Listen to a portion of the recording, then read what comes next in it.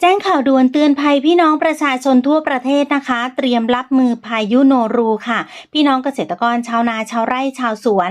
28 กันยายนถึง 1 ตุลาคม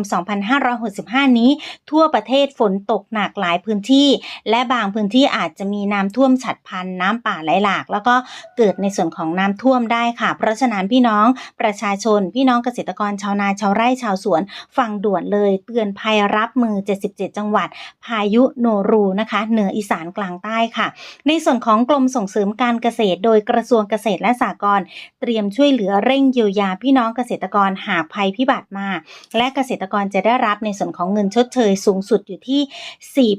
4,048 บาทต่อไร่ไม่เกิน30ไร่ส่วนรายละเอียดจะเป็นแบบไหนติดตามข้อมูลข่าวสารกันในช่องหากเข้ามาร่วมรับชมแล้วอย่าลืมกดไลค์กดแชร์กดติดตามกด Subscribe เป็นกำลังใจให้กับช่องอีสานแซ่บค่ะสวัสดีค่ะคุณผู้ชมสวัสดีค่ะคุณพ่อคุณแม่พี่น้องประชาชนทั่วประเทศแจ้งเตือนพี่น้องประชาชนเหนืออีสานกลางใต้นะคะช่วงระหว่างวันที่ 28 กันยายนถึง 1 ตุลาคม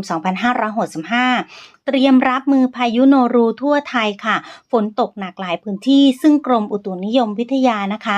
ระบุว่าพายุไต้ฝุ่นโนรูเนี่ยเป็นซุปเปอร์ไต้ฝุ่นทะเลจีนใต้ตอนกลางมีความเร็วลมสูงสุดอยู่ที่ศูนย์กลางประมาณ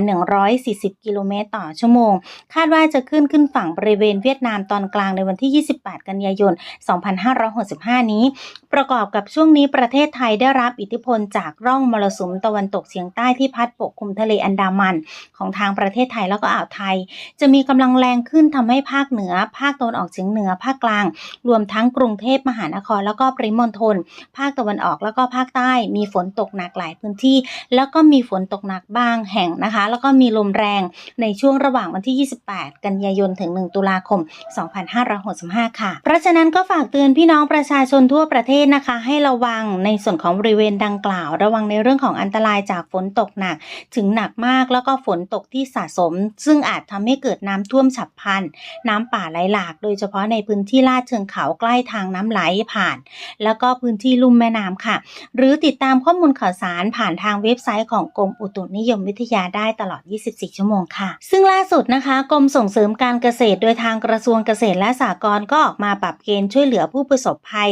ให้กับพี่น้องเกษตรกรใหม่แล้วก็เยียวยาเพิ่มขึ้นค่ะโดยดร.เฉลิมชัยศรีอ่อนรัฐมนตรีว่าการกระทรวงเกษตรและสหกรณ์ได้สั่งการให้ลงพื้นที่ช่วยเหลือพี่น้องประชาชนหากมีการช่วยเหลือฟื้นฟูเยียวยานะคะก็ให้ปฏิบัติตามหลักเกณฑ์ในการจ่ายเงินนะคะมีการปรับหลักเกณฑ์ในการปฏิบัติรายย่อยช่วยเหลือพี่น้องประชาชนพี่น้องเกษตรกรที่ต้องขึ้นทะเบียนเกษตรกรแล้วก็เกษตรกรที่ปรับปรุงทะเบียนเกษตรกรไว้กับกรมส่งเสริมการเกษตรก่อนเกินเหตุและต้องเป็นพื้นที่ที่ได้รับความเสียหายอย่างสิ้นเชิงแล้วก็ประกาศจากปภ.รวมไปถึงผู้ว่าราชการจังหวัดนะคะสำหรับการให้ความช่วยเหลือในการจ่ายเงินให้กับเกษตรกรที่จะได้รับคือครัวเรือนไม่เกิน30ไร่แบ่งเป็นข้าวไร่ละ